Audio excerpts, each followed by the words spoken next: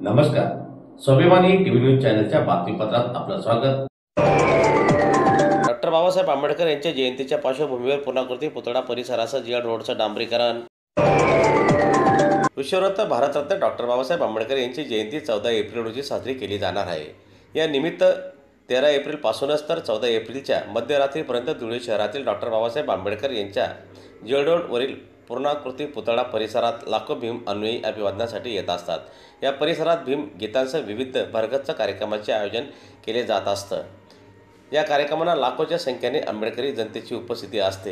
हे लक्षात घेऊन जीआर रोड आणि डॉक्टर बाबासाहेब आंबेडकर पुतळा परिसर येथे रस्त्यावर ठिकठिकाणी पडलेले खड्डे बुजवून रस्ता डांबरीकरण करण्यात यावा अशी मागणी दलित पक्ष संघटनाकडून मनपा प्रशासनाकडे निवेदनाद्वारे करण्यात आलेली होती.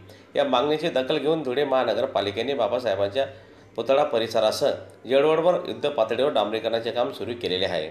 भर उन्हात हे काम मनपा प्रशासनातर्फे केले जात आहे. ठेकेदाराच्या माध्यमातून जास्तीचे मजूर लावून यंत्रसामुग्रीसह वेगाने काम सुरू आहे.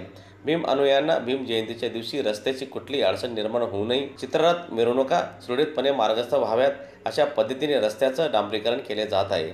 यामुळे आंबेडकरी जनतेत समाधान व्यक्त होत आहे.